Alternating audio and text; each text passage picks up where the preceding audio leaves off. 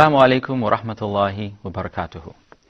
Allah says in Surah Al-Baqarah, verse 208, O believers, O people of faith, enter into Islam completely and wholeheartedly. ادخلوا في السلم كافة ولا تتبعوا خطوات الشيطان, and do not follow the footsteps of Satan, for he is عدو مبين. He is a clear enemy for mankind. This is a very important verse for all of us to understand. And if we look at it, we will see that this verse is not addressed to non-Muslims. This verse starts with Ya ayyuhalladhina amanu, O you people who believe, O you people who have faith, O you people who are Muslims. Udkhulu fis silmi kafa, enter into the state of Islam completely and wholeheartedly. This can be understood in two different ways. One, O Muslims, enter into Islam completely because some Muslims have not entered into Islam completely. There are some people among the Muslims who, even though they pray and fast and do the actions of Muslims, who have Muslim names and Muslim behaviors, who are raised in Muslim families, and yet they are not truly Muslims. They have not yet entered into Islam. So Allah is telling them, enter into Islam completely. You cannot enter into Islam half-heartedly or partially, but you must enter into Islam completely. That is because these people, even though they are doing the actions of Muslims, do not have true Iman in their hearts. Their actions are not devoted to the sake of Allah sincerely and wholeheartedly. Perhaps they are doing actions for the sake of appearance, so that people will see them and believe that they are good people or good Muslims, when in fact in their hearts they are not. And so Allah is saying, O you who are among the believers, who have not truly entered into Islam, enter into Islam now. Do not follow in the footsteps of Satan.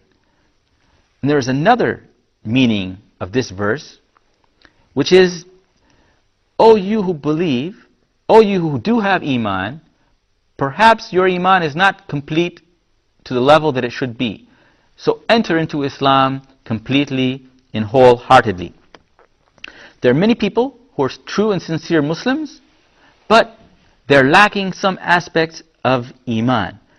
Maybe they are not willing to make some of the sacrifices and effort to be true to Islam, even though they know in their hearts that it's necessary for them.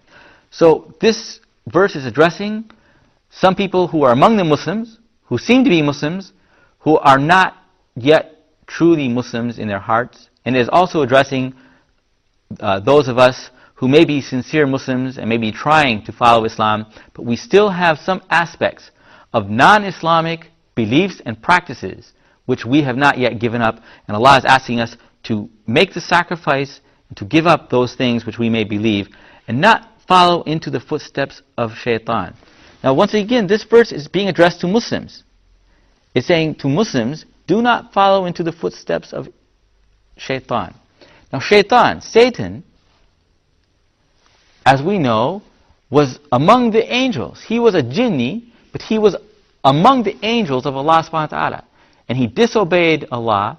Allah commanded him to bow down to Adam, whom he created with his own hands, and he refused. And he said, you've created him from clay, and you've created me from fire. And fire is better than clay, and so I'm not going to bow down to that person.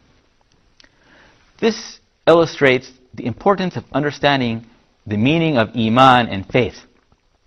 There are a lot of Muslims, unfortunately, who think because they believe in Allah, they say, La ilaha illallah, Muhammad Rasulullah, that after that they do not have to enter into Islam completely and wholeheartedly. But they can give up some of the practice of Islam and neglect them and not practice them. But if Iman, if faith, only meant that you know there's only one God, and you know that He's your creator, and you acknowledge that, or you acknowledge, for example, that the Prophet Muhammad is your messenger, that that's complete and total Iman, then you are misguided. Because who could have known Allah better among us than Shaitan knew? Shaitan, who spoke directly to Allah subhanahu wa ta'ala, and to whom Allah spoke directly to him. He knew fully Allah's attributes and perfections. He knew the greatness of Allah and saw it in ways that none of us can even imagine. And yet, despite that, he arrogantly chose for himself that he would decide which of Allah's commandments he would follow and which ones he would not follow. And so Allah gave him a certain commandment, and he doubted the wisdom, astaghfirullah, of that commandment and said, oh, I'm better than to obey that commandment of Allah subhanahu wa ta'ala. So shaitan refused to do one commandment of Allah, to bow down. And because of that, he was rejected by Allah subhanahu wa ta'ala forever and ever. And shaitan is striving to lead us all astray, to prove to Allah subhanahu wa ta'ala our inability to be true Muslims. So it is necessary for all of us as Muslims to not follow into his footsteps, to not let our own mind and our own reason be the judge, but to let Allah's revelation in the Quran and in the Sunnah of the Prophet Muhammad ﷺ judge our actions and to follow those actions to the best of our abilities. وَجَزَاكُمُ اللَّهُ خَيْرًا وَالسَّلَامُ عَلَيْكُمْ وَرَحْمَةُ اللَّهِ وَبَرَكَاتُهُ.